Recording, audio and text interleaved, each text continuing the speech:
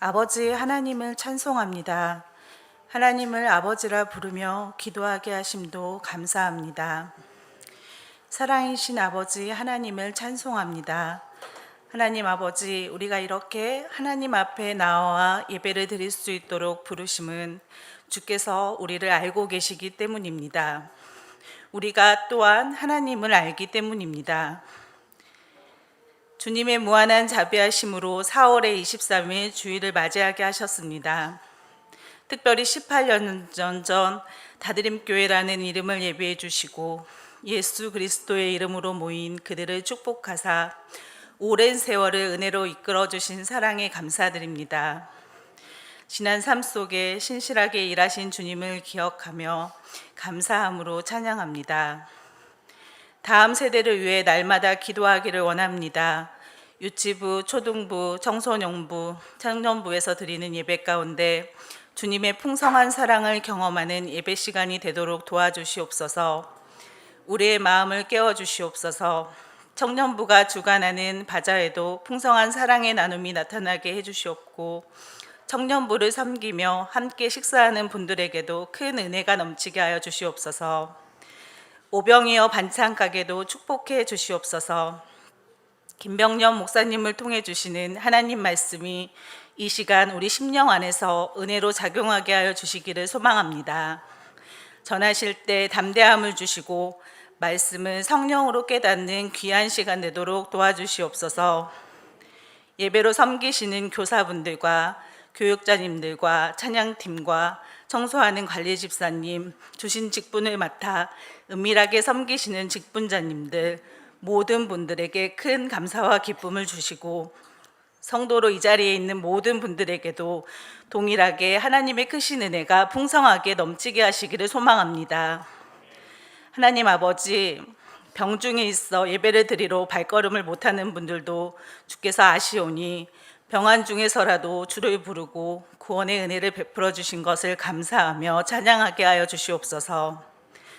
우리 교회의 파송 선교사님들 모두 평안케 하시옵고 항상 안전하게 지켜주시며 하나님께서 예비하신 복이 선교사님 터전 곳곳에 날마다 더하게 해주세요. 선하신 주님 사랑합니다. 당신의 신령한 젖을 사모합니다. 모든 선한 일에 열매가 넘치게 하시고 감사하게 하여 주시옵소서. 우리를 날마다 긍휼히 여겨주시고 품어주시는 놀라운 사랑을 감사하며 예수님 이름으로 기도드립니다. 아멘.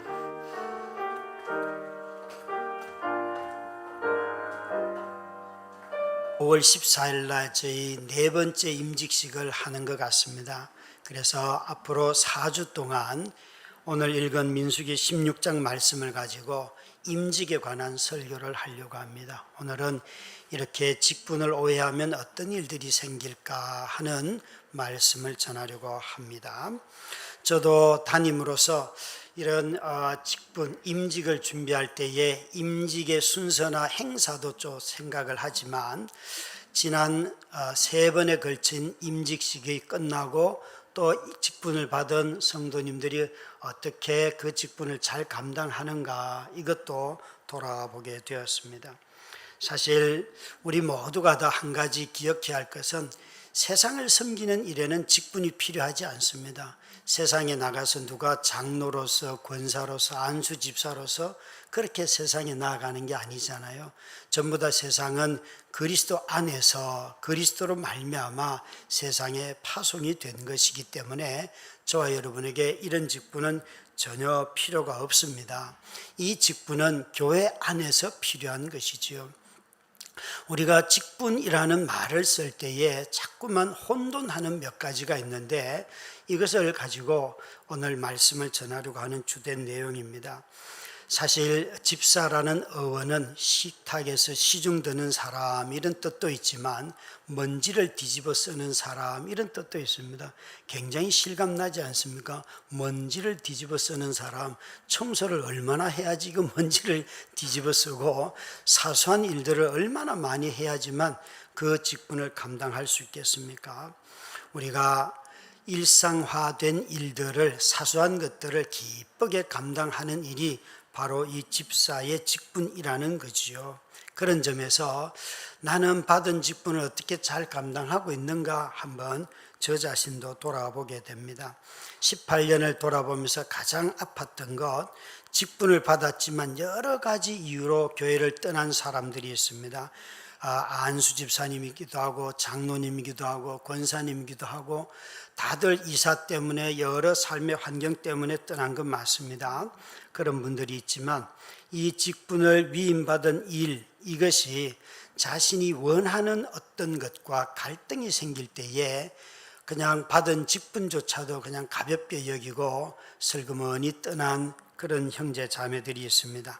저는 이 일들을 보면서 내가 잘못 가르쳤구나 하는 생각을 많이 하게 되었습니다.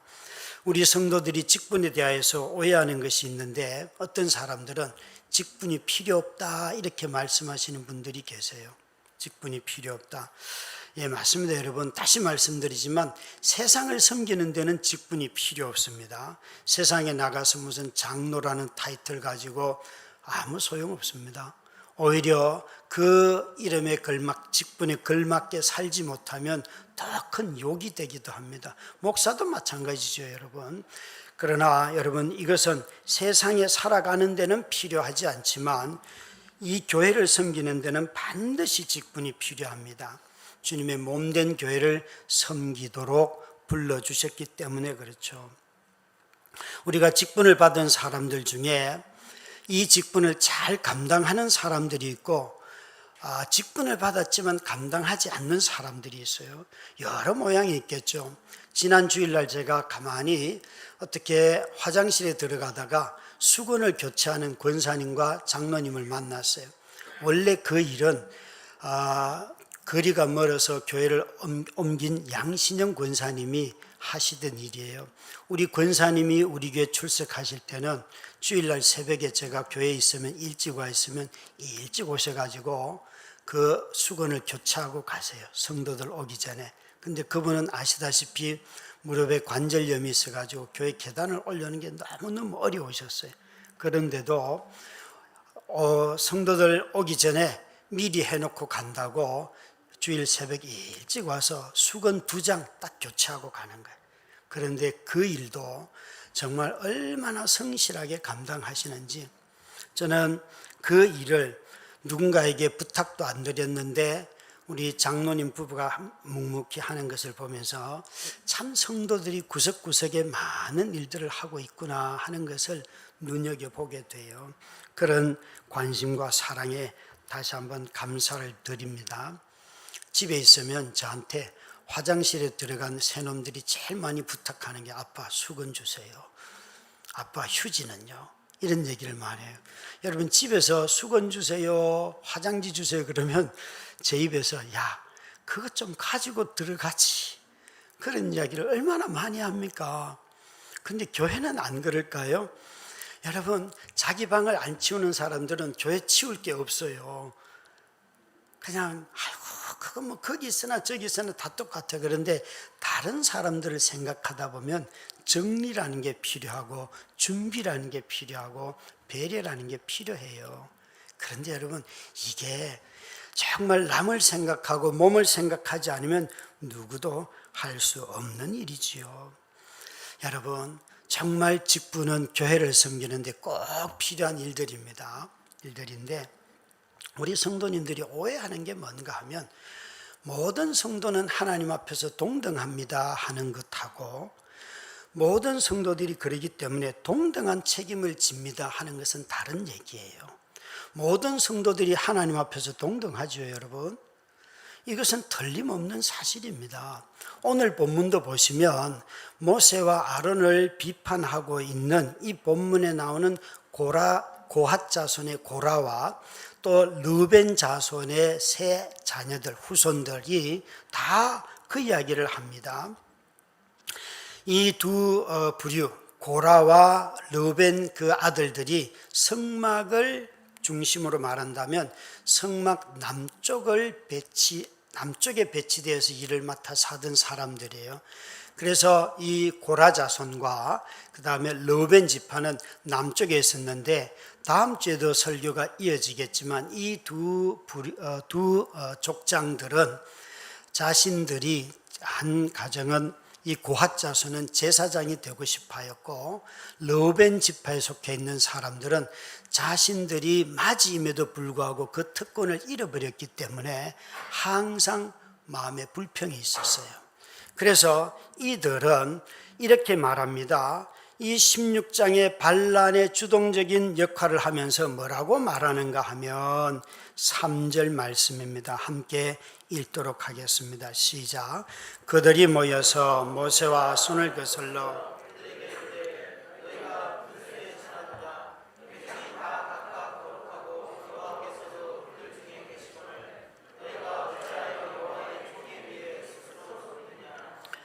여기에 이 고라가 나와서 특별히 아론에게 하는 말이 이렇게 말합니다.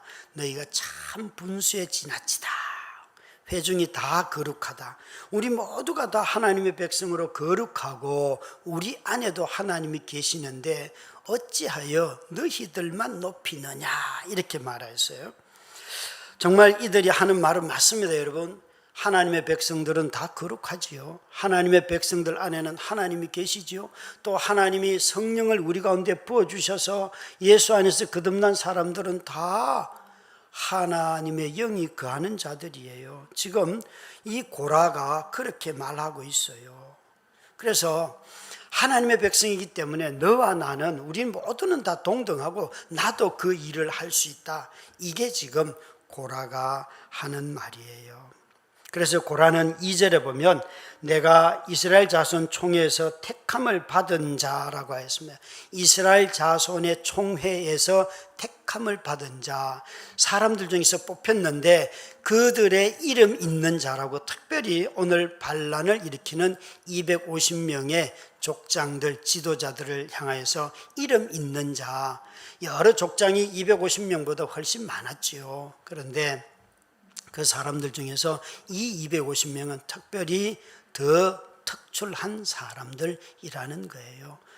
우리도 뽑혔고 너희도 뽑혔고 우리도 회중 가운데 있고 너희도 다 회중 가운데 있는데, 이 고라가 하는 말, 왜 아론 자손만 나가서 하나님 앞에 가까이 가느냐, 지성소에 들어가고 또 지성소에서 일을 하느냐, 우리도 갈 수 있다, 이렇게 말하고 있어요.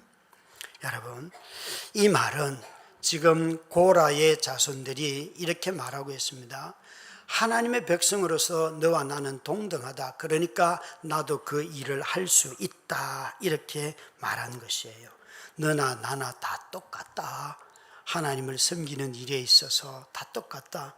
여러분, 맞아요, 여러분. 우리 모두는 다 하나님을 섬기는 일에 있어서 목사라고 하여서 또 장로라고 하여서, 아니 그냥 우리 성도라고 하여서 무슨 차이가 있는 것 아니에요. 성도로서는 다 동등한 것이 틀림없습니다. 그런데 우리가 헷갈리고 있는 것 하나는, 모두가 성도로서 동등하기 때문에 동등한 책임을 맡기지는 아니하였습니다.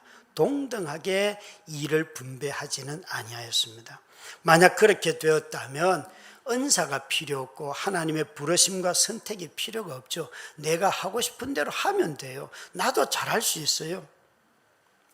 저는 우리 교회 학력이, 고학력자가 너무 많다는 것에 대해서 바깥에 나가서 다른 교회 목사님들하고 대화를 하다 보면 확실하게 느낍니다. 아니, 오늘 최재철 전도사님 제가 소개할 때 이렇게 하면 최고의 고학력자를 사역자로 모셨다고 소개하였는데, 우리 성도들 중에 학력이 정말 높으신 분들, 많은 분들 대단히 많습니다. 굉장히 스마트하신 분들이 굉장히 많다고요, 여러분. 그런데 담임 목사인 저는 별로 스마트하지 않습니다. 아시잖아요? 저한테 성적을 묻지 마세요.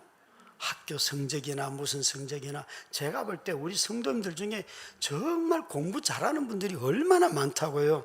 처음 오시는 성도님들이 깜짝깜짝 놀라는 것 중에 하나가, 목사님 너무 똑똑한 사람들이 많아요, 그래요. 그런데 그 다음 말이 제게 위로해요. 그런데 너무 겸손해요. 그래서 제가 지금까지 여러분 18년 동안 담임을 할 수가 있었어요. 앞으로도 계속 겸손하시길 바라요. 온유하시길 바라요. 여러분, 목사라고 해서 제일 학력이 많거나 똑똑하거나 모든 일에 실수가 없거나 그러지 않습니다. 그러지 않습니다. 이제 첫 초대 장로님 두 분이 뽑혔을 때 정말 여러분, 우리 조창근 장로님이나 안달 장로님이 얼마나 지혜로우신지. 그런데 어느 날 안달 장로님하고 대화를 하다가 이분은 기억력이 정말 비상하구나. 잊어버리는 게 없어요. 덜컥 겁이 나는 거예요. 저는 다 잊어버리는데 그래서 겁을 막 냈다고. 이게 여러분 열등감이 돼요, 일을 하다 보면.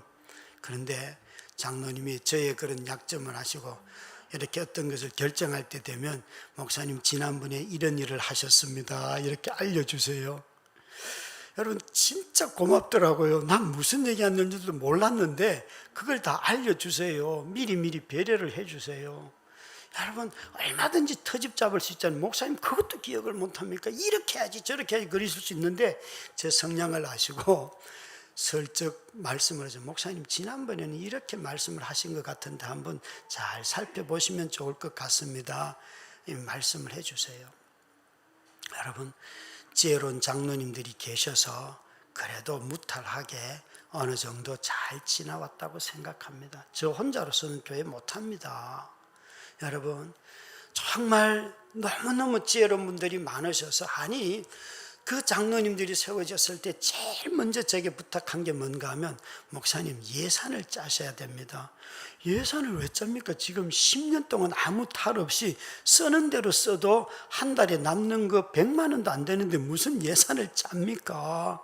그랬더니만 아니요 목사님이 예산을 짜셔야지 성도들이 의심하지 않습니다. 성도들은 목사님이 바르게 집행해도 그거 다 예산이 짜여져 있는지 아닌지를 알고 싶어 하십니다. 그러니까 교회를 큰 의심 없이 예산 집행 잘 하는 쪽으로 가시려면 예산을 짜셔야 됩니다, 그러시더라고요. 여러분 예산을 짜고 난 뒤에 일을 하니까 목사님이 충동적으로 했습니다 이런 얘기 거의 없잖아요. 제가 어려웠던 거는 예산을 짤 때 그런 일을 해본 적이 없던 제가 어떤 일을 해야 될지를 1년 전에 생각한다는 게 저한테는 어려운 거예요. 닥치는 대로 살던 인생이 1년 뒤를 생각하고 2년 뒤를 생각하려니까 머리가 복잡하고 하다가 보면 어디 딴 데 가 있어요. 그렇더라고요. 그런데 장로님들이 그 중심을 잘 잡아주셨어요. 여러분들이 세상에서 하고 있는 일들을 귀하게 사용할 수 있습니다. 교회 부족한 거 잘 채우는데 너무 귀하게 사용될 수 있어요. 다시 말씀드리지만 세상을 섬기는 데는 직분은 필요 없어요. 그러나 교회를 섬기는 데는 반드시 직분을 필요하고 이 직분이 모든 사람에게 동등하게 책임을 지우지는 않습니다. 출애굽한 이스라엘 백성들이 광야에서 가장 불만을 많이 터뜨린 것이 모세의 리더십에 대한 거예요. 모세의 리더십에 대해서 불평할 때마다 자주 이렇게 말합니다. 우리 안에도 하나님이 계시고 우리도 하나님의 백성이고 우리도 하나님께 나아갈 수 있다라고 말하면서 모세 왜 너만 특별한 리더십을 가졌다고 말하느냐라고 말했어요. 오늘 여러분 9절 10절을 다시 한번 9절을 10절을 다시 한번 읽도록 하겠습니다. 같이 읽습니다. 시작. 이스라엘의 하나님이 이스라엘 회중에서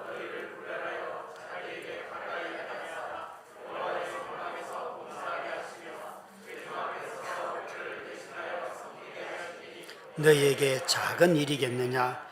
하나님이 너와 내 모든 형제 레위 자손으로 너와 함께 가까이 오게 하셨거늘 너희가 오히려 제사장의 직분을 구하느냐?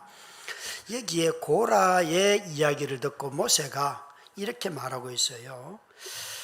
너희도 구별되어서 하나님께 가까이 오게 하셨는데, 그래서 그들이 하는 일, 고라 자손이 해야 할 일은 먼저 성막에서 봉사하며 회중 앞에 서서 그들을 대신하여 섬기게 하심. 이 성막에서 봉사하는 것은 고라 자손은 특별히 이런 일들을 맡겨주셨어요. 한번 도표를 보시면 고라 자손이 하는 일들이 이런 것들입니다. 여기에 보시는 대로 여러분, 이 게르손, 고핫, 머라리가 있는데 주로 성막의 물건들을 성막 물품을 운반하는 그 방식을 보시면 이 게르손 자손들은 직물, 천이나 이런 것 운반할 때 주로 일을 하였고요. 고핫 자손은 보시면 성물이라고 하는 지성소 안에 있는 뭐 촛대라든지 떡을 올리는 상이라든지 이런 거 있잖아요. 지성소 안에 있는 그 중요한 7개의 물건들을 옮기는 일이 이들이 하는 일들이고요.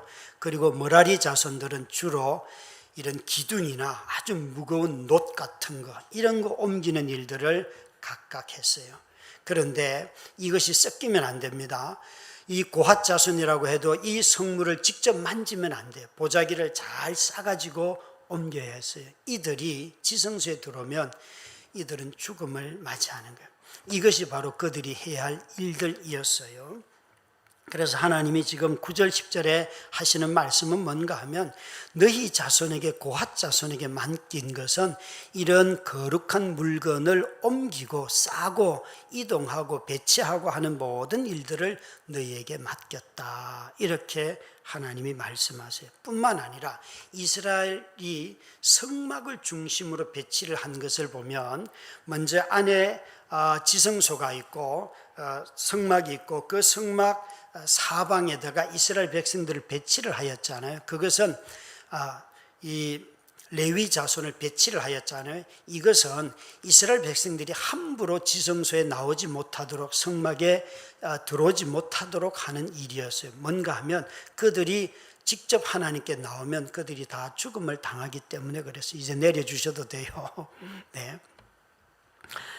그러니까 이들이 해야 할 일은 하나는 이런 성막 안에서 자신들이 맡겨주신 일들을 하는 것이고 두 번째는 사람들이 함부로 나와서 죽임을 당하지 않도록 보호하는 일이 바로 레위 지파의 자손들이 해야 할 일들이었어요.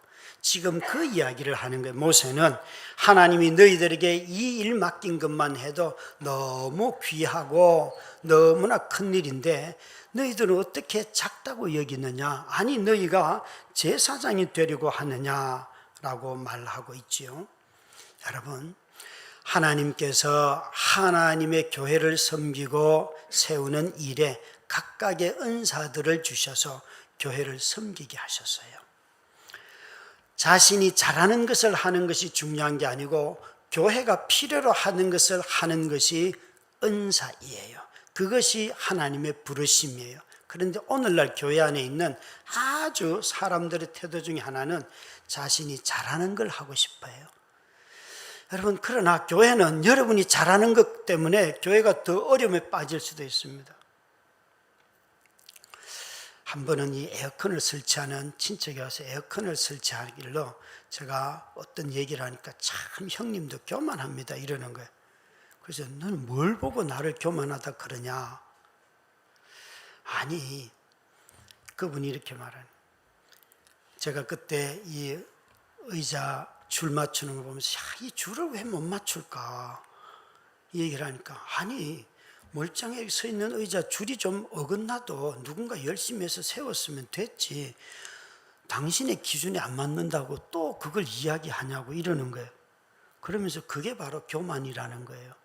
제가 가만히 생각해 보니까 교만의 핵심은 자기 중심성이잖아요. 맞는 거예요. 맞는 거예요. 여러분 여기에 꽃이 지금 여러분 눈에 보기엔 나란히 간격이 맞춰져 있습니까? 아닙니까? 꽃이 피어져 있는 걸 보시면 이걸 이렇게 돌려놓으면 좋은데 저렇게 돌려놓으면 좋은데 그게 보이십니까? 안 보이기를 바랍니다. 보이는 사람 한두 명, 갖다 놓은 사람은 보일 거예요. 무슨 말 하는가 하면 여러분 있잖아요. 이거 있잖아요. 전부 다 자기 기준인 거예요. 그냥 꽃이 누군가 갖다 놓은 게 너무 감사할 뿐이에요. 그런데 왜 줄이 저렇게 간격이 안 맞아? 아니 이걸 이렇게 돌려놓으면 더 예쁘고 화려할 텐데 여러분 그게 다 이미 마음속에 있는 자기 기준, 남이 수고하고 애쓴 것에 대한 감사보다도 먼저 그 말이 먼저 나오는 거예요. 여러분, 성도는 하나님 앞에서 다 동등합니다. 그렇지만 모든 사람이 동등한 책임을 지지는 않습니다. 그런데 자꾸만 성도들이 이것을 잊어버려요. 동등한 성도로서의 동등함이 직분의 동등함을 의미하지는 않습니다. 그렇다고 해서 그러면 계급적으로 목사가 최고이고 장로가 그 다음이고, 그게 아니죠, 여러분. 계급적으로 가는 이유가 뭔가 하면 여기에 고라 자손이 하는 것처럼 자신의 일을 작게 여기고 저 일이 더 중요하다는 거예요. 여러분, 하나님께 가까이 가는 제사장의 일이 더 중요하고 성물을 옮기는 것은 중요하지 않습니까? 이 예배 하나를 드리려고 해도 기도를 준비하시는 분들 어제 밤샜을 수도 있습니다. 애들 이렇게 오늘 기도한 우리 박 집사님 애 5 키우는데 기도문 준비하는 거 애 5 키우면서 그게 쉬운 일입니까, 여러분? 어려운 일일 거예요. 한 주 동안 고민 많이 했어요. 찬양팀이 없다면 찬양할 수 있습니까? 예배 안내하시는 분들 주보 만드는 거 다, 여러분, 이게 얼마나 손들이 많이 가는 일들이잖아요. 그러니까 설교자가 있다고 해서 예배되는 게 아니에요. 각각의 섬기는 사람들이 다 자기 역할을 할 때에 그 일이 작다 크다가 아니에요. 우리는 내가 하는 일이 아무리 작게 보인다, 벌써 그건 마음이 병든 거예요. 크신 하나님을 섬기기 때문에 우리를 다 합쳐놔도 크신 하나님의 그 부요함을 다 드러내지 못하잖아요. 그래서 이미 내가 맡은 일이 중요하다 아니다, 이것이 계급적으로 가는 이유지요. 계급적으로 마음이 바뀌는 거죠. 여러분, 자신이 받은 직분에 감사하지 못하고 오히려 경쟁의 도구로 삼을 때 이미 그 마음이 무너진 거예요. 우리 성도들 안에는 우리 같은 교회에 무슨 직분이 필요합니까? 아닙니다, 여러분. 교회가 교회다워지려고 하면 직분이 반드시 필요합니다. 이것 없이는 교회가 교회다워지지 않습니다.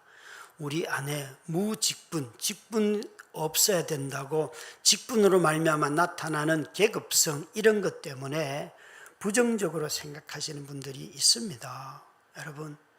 그러나 기억할 것은 성도의 동등함이 직분의 동등함이 아니라는 사실을 기억하시고, 늘 직분을 이야기할 때 성도는 누구나 다 똑같지 않습니까? 라는 것 가지고 직분의 폐지론자들이 되는 일이 없기를 바랍니다. 또 반대로 직분을 맡은 자들, 이미 받은 자들은 이 직분이 얼마나 귀한 일인지 기억하고 먼저 주의 몸된 교회를 섬기고 돌보는 일에 자신이 어떤 일을 맡았든지 겸손하게 잘 감당해 주시길 바랍니다.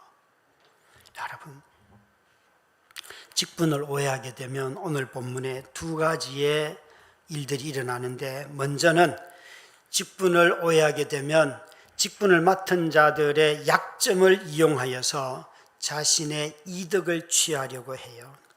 이 모세와 아론은 광야에서 여러 번 죽을 고비를 넘깁니다. 특별히 민수기 13장 14장은 정탐꾼들에 의하여서 보고를 받고 난 뒤에 이스라엘 백성들이 돌을 들어서 모세와 아론을 죽이려고 했어요.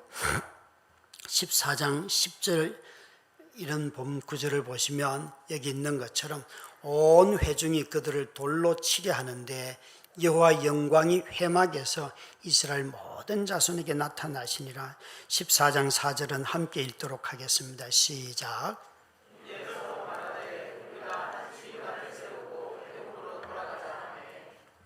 여기에 정탐꾼들의 보고를 듣고 이스라엘 백성들이 돌로 치려고 하니까 하나님이 영광을 나타내셔서 이들을 보호하여서 살려주었습니다. 이스라엘 백성과 모세와 아론을. 그런데 그들은 이렇게 말합니다. 한 지휘관을 세워서 애굽으로 돌아가자. 이걸 잘 기억을 하세요. 그리고 이들은 14장 끝에 보면 모세와 아론 또 하나님의 성막이 움직이지도 않는데 자기들이 올라가서 우리가 올라가서 싸우자 이길 수 있다 하여 올라갔다가 그들은 패배하였습니다. 전쟁에서 졌습니다. 그래서 14장 끝에 보면 그들이 쫓겨갔습니다. 호르마라고 하는 데까지, 저 남쪽 끝자락까지 쫓겨갔어요. 그리고 난 뒤에 15장이 나오고 16장이 시작이 되는데 15장은 뭔가 하면 이스라엘 백성들이 가나안 땅에 들어갔을 때 해야 할 일을 말씀하고 계세요. 언약을 줬고 약속을 따라 정탐을 했는데 아주 부정적으로 이스라엘이 반응했음에도 불구하고 그 정탐에 실패했음에도 불구하고 하나님이 15장을 통해서 다시 약속이라는 것을 확인시켜 주는 거예요. 그러니까 너희가 나를 불신해도 나는 내 약속을 지키는 하나님이다. 그게 15장이 하고자 하는 의미이죠. 그러니까 이스라엘 백성들과 아직 모세의 관계는 회복이 되지 아니하였어요. 성경을 기록하는 사람들은 이 정탐꾼들의 모습을 보면서 너희가 불순종해도 하나님의 약속은 이루어진다 라고 이야기했지만 16장에 오니까 바로 이 죽음의 위기에 처하고 전쟁에 나가서 자기 백성들이 죽었잖아요. 그러자마자 이제 이들이 등장하는 것이에요. 바로 레위의 정손 고핫의 손자 이스할의 아들 고라와 르벤 자손의 세 자녀가 등장을 합니다. 그래서 이들이 모세와 아론을 지금 반역하고 있어요.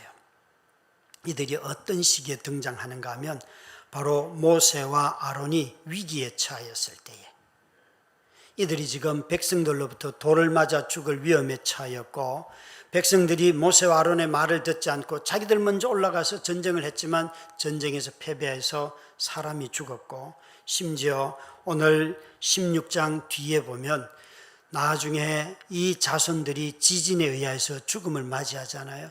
그런 모든 상황 속에 이들이 등장을 합니다. 그러니까 이들이 등장해서 하는 말을 가만히 보면 뭘 하는 거예요? 모세와 아론의 리더십을 흔들려고 지금 말하고 있어요.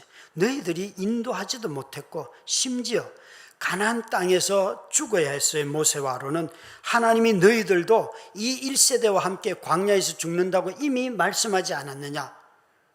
너희들의 지도력은 끝이 났다.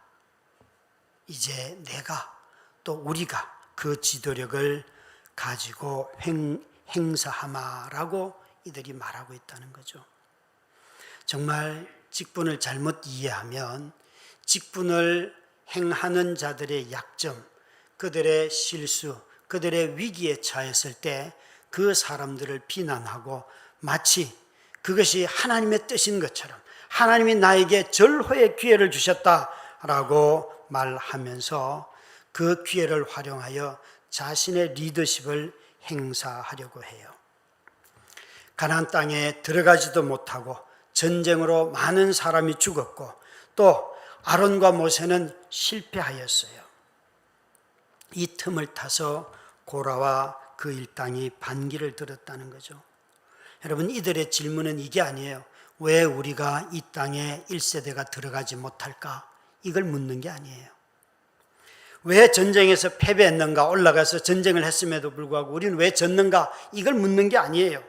자신들도 제사장을 하고 싶고 자신들도 이렇게 지도자가 되고 싶다라고 이 자신들의 야망을 드러내는 거죠. 실패와 혼란을 빙자하여서 자신들의 권위를 세우려고 하는 것입니다. 직분을 오해하게 되면 항상 이렇게 되는 거예요. 직분을 오해하면 그 직분을 가진 자들의 약점을 이용하여서 자신의 이득을 취하려고 해요. 이런 일들이 너무 많습니다. 너무 많습니다. 참으로 하나님께서 세워주신 이 직분을 가진 자들은 누구든지 간에 이런 이득을 취하는 것이 아니라 부족하고 모자라고 실패하고 실수하고 그것이 죄일 때는 그 지도자의 잘못을 하나님 앞에 고백하고 형제 자매들에게 용서를 구하는 일이지요. 여러분, 벌써 이제 3년이 지나가지만 또 이런 언급을 할 때 우리 가운데 아픔이 있는 사람들도 있을 수 있다고 생각해요. 그러나 지난 3년 전에 우리 부목사님이 여러 성도들과 함께 개척을 할 때 우리 성도들이 정말 잘 축복하며 보낸 것을 저는 너무 자랑스럽게 생각해요. 저는 그 일에 아픔이 있어서가 아니라 그 일을 저는 감정까지도 다 극복을 하였습니다. 그런데 무엇을 나누고 싶은가 하면 그 일이 이루어지는 주일날, 그때 여러분 알다시피 줌으로 우리가 재직회를 하였는데 120~130명이나 되는 많은 성도들이 줌으로 들어와서 막 난상 토론을 벌였잖아요. 그때 저도 용서를 구하고 장로님들도 용서를 구했잖아요. 그런데 어느 한 집 성도님 가정에서 아이들하고 그 줌을 다 보고 있었던 거예요. 다 보고 있었던 그 가정의 제일 큰 아이가 엄마, 아빠, 도대체 목사님이 뭘 잘못했는데 용서를 구해? 그래서 엄마 아빠가 설명을 했어요. 하니까 아이가 아니, 성경에는 잘못한 사람이 용서를 구하면 용서해 주라고 했는데 왜 저 사람들을 떠나려고 해? 아이가 그 다음 질문은 그러면 엄마 아빠도 떠날 거야? 여러분 이 이야기를, 이 일이 다 지나고 한참 뒤에 해주시면서 목사님 힘내세요. 우리가 아이들 앞에서 안 싸우고 잘 보낸 것이 너무 잘한 일이에요. 아이들도 다 알아요. 저는 여러분 그 사건이 누가 잘했다 못했다가 아니라 용서하고 화해하는 것을 아이들에게 보여줬다는 것이 너무 감사한 거예요. 사랑하는 성도 여러분, 왜 제게 허물이 없고 왜 장로님들에게 또 맡은 자들이 허물이 없겠습니까? 그러나 이런 일들을 통하여서 용서를 구하고 용서하는 일들이 있다는 것은 너무 감사한 거예요.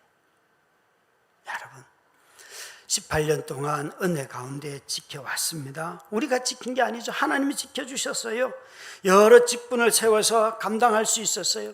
처음 장로님을 세웠을 때 목사님 우리 교회가 그냥 운영위원회 체제로 돌아가면 되지 왜 장로가 필요합니까? 제가 이렇게 말했어요. 나는 장로님이 필요하다.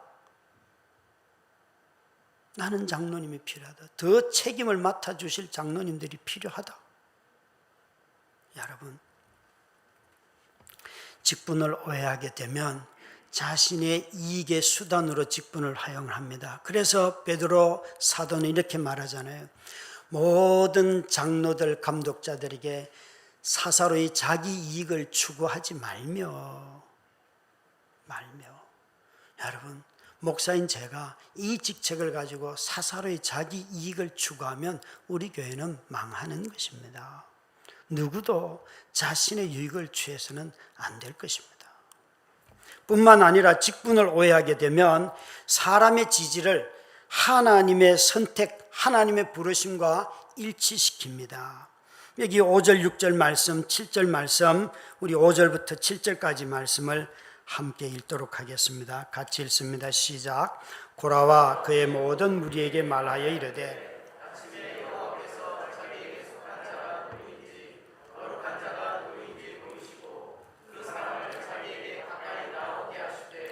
곧 그가 택하신 자를 자기에게 가까이 나오게 하시니라. 이렇게 하라. 너 고라와 내 모든 무리는 향로를 가져다가 내일 여호와 앞에서 그 향로에 불을 담고 그 위에 향을 두라. 그때에 여호와께서 택하신 자는 거룩하게 되리라. 레위 자손들아 너희가 너무 분수에 지나치느니라. 아멘. 이 모세가 이렇게 말합니다. 모세와 아론을 향하여 3절에 너희가 너무 분수에 지나치다 이렇게 고라 자손의 일당들이 말을 하니까 모세가 그 말을 받아서 6절 끝에 레위 자손들아 너희가 너무 분수에 지나치다. 너무 분수에 지나치다. 그래서 11절 말씀에 보시면 10절 11절에 너희에게 하나님께서 이 직분을 맡겼는데 어떻게 너희가 제사장의 직분을 구하느냐? 11절 이렇게 말씀하시죠. 이를 위하여 너와 너의 무리가 다 모여서 여호와를 거스르는도다. 여러분 여기 여호와를 거슬린다. 너희가 나를 반역하는 게 아니고 하나님을 반역하고 있다라고 말씀하고 있어요. 어리석지요 여러분. 어리석지요. 모세는 지금 자신을 향하여서 저항하고 있는 이 사람들에게 뭐라고 다가가고 있는가 하면 그래 좋다. 그러면 우리가 하나님 앞에 그때는 모든 족장들이 향로를 들고 나갔어요.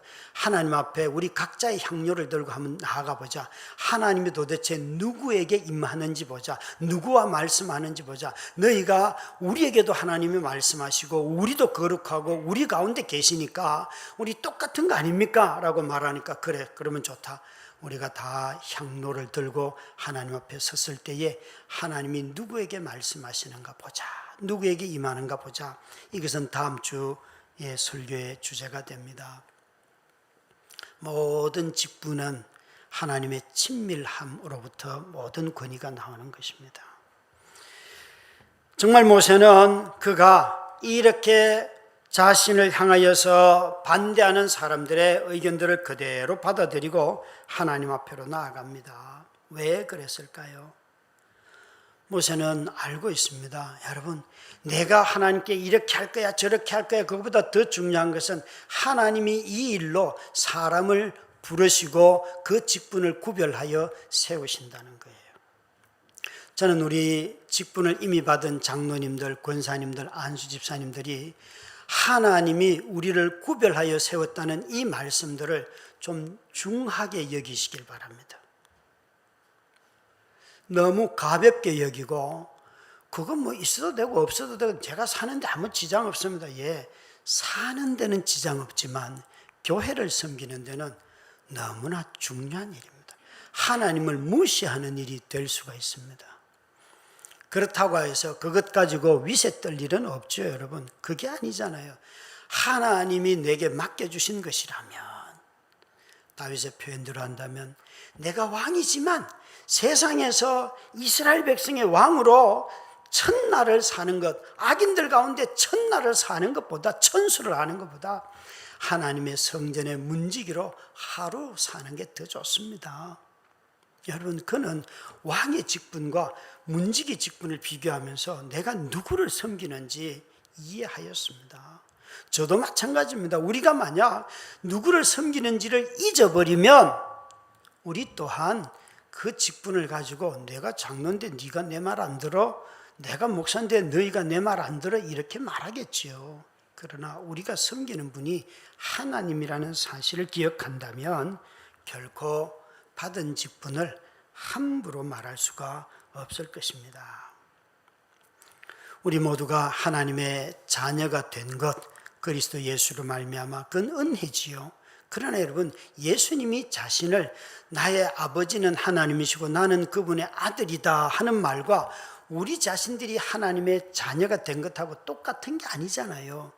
우리에게 자녀가 되는 권세, 자녀가 되었기 때문에 주신 권세가 있어요. 어떤 권세가 있어요? 저와 여러분에게 가장 중요한 권세는 영생을 누리는 권세를 우리에게 주셨어요. 그런데 우리가 그 권세를 받았다고 하여서 여러분, 우리 마음대로 예수님의 이름으로 일어날지어다, 예수님의 이름으로 파도야 잠잠하라. 여러분, 파도가 끄떡이나 합니까, 여러분? 너무 오만해요, 사람들이. 너무 오만해요. 예수 그리스도가 하나님이라는 사실을 드러내기 위하여서 파도도 잠잠케 하고 오병이의 기적도 이루셨지요. 저와 여러분이 오병이의 기적은 누군가 한 사람이 기도해가지고 어떤 갑자기 내 앞에 있던 떡이 부풀려져가지고 그게 아니라 우리 모두가 살기가 다 어렵고 힘들지만 조금씩 서로 냈던 것이 넘쳐나는 것, 그 방법으로 하나님이 일하시잖아요. 정말 우리 모두가 다 아들됨으로 말미암아 유산을 누리는 이 영원한 생명이 가장 큰 선물이고 나머지는 다 누군가에 이루어지기도 하고 안 이루어지기도 하고 누군가는 갖기도 하고 버리기도 하고 잃기도 하고 그런 삶을 다 살아요. 그러나 자녀라고 하는 이걸 잃어버리지 않는다고요. 우리가 만약 나도 하나님의 자녀인데 예수님과 똑같은 권세를 가졌어 그렇게 말하면 그게 내가 하나님입니다 이단이라는 소리예요. 여러분, 저와 여러분은 입양된 아들로 인정받은 거죠. 바울이 이렇게 말을 표현하잖아요.